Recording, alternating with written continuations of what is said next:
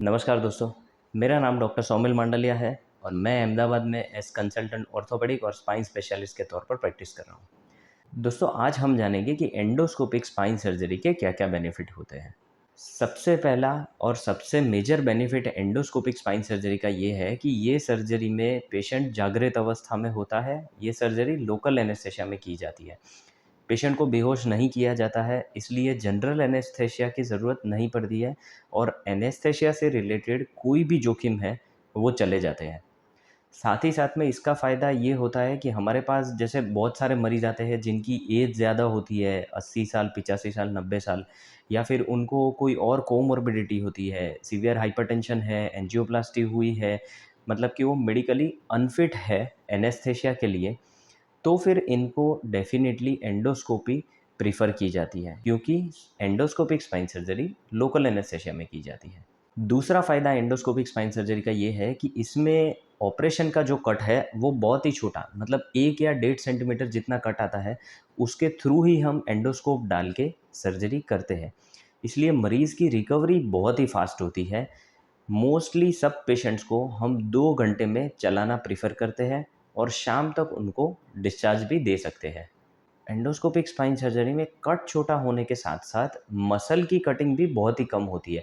जैसे open spine surgery में 5-6 centimetre का अगर हम कट लेते हैं, तो उसमें पैरास्पाइनल मसल जो होते हैं, उनको कट करने की ज़रूरत पड़ती है और फाइनली ऑपरेशन ख़त्म होते वक़्त हम पैरास्पाइनल मसल्स के टाँके लेते हैं। इसलिए इसमें स्टिफ़नेस आने के चांसेस ज़्यादा रहते हैं, जबकि एंडोस्कोपिक स्पाइन सर्जरी में स्टिफ़नेस का कोई चांस नहीं रहता है।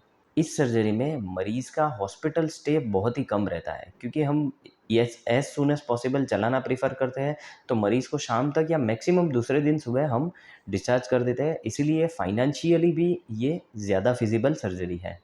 और एक बेनिफिट एंडोस्कोपिक स्पाइन सर्जरी का ये है कि इसमें ब्लड ट्रांसफ्यूज़न की कभी भी ज़रूरत नहीं पड़ती है, क्योंकि छोटे से कट में ये पूरी सर्जरी हो जाती है। हमें एंडोस्कोप और दूसरे जो भी इंस्ट्रूमेंट्स हमें यूज़ करने हैं, वो हम वही कट से अंदर डाल सकते हैं और उसी के थ्रू हम पूरी डिस्केक्टमी या कोई भी स्पाइन सर्जरी है, वो उसी कट के थ्रू हम करते हैं। इसलिए इसमें ब्लड लॉस का कोई चांस नहीं रहता है और ब्लड ट्रांसफ्यूज़न की ज़रूरत नहीं पड़ती है। साथ ही साथ में ओपन स्पाइन सर्जरी में जो हमें लंबा कट होने के कारण लंबे टाइम तक एंटीबायोटिक देनी पड़ती है। दूसरा, ओपन स्पाइन सर्जरी का अगर कट कभी खुल जाता है, वो टाँके अगर खुल जाते हैं, तो हमें वापस से उसको सूचर करने की ज़रूरत पड़ती है। जबकि एंडोस्कोपिक स्पाइन सर्जरी में ये सब कॉम्प्लिकेशन नहीं होते हैं, लंबे टाइम तक एंटीबायोटिक लेने की ज़रूरत नहीं पड़ती है और ये सर्जरी बहुत ही सेफ़ है।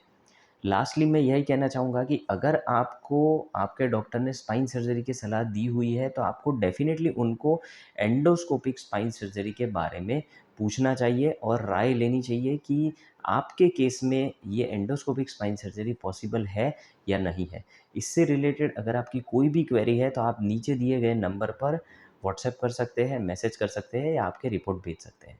धन्यवाद।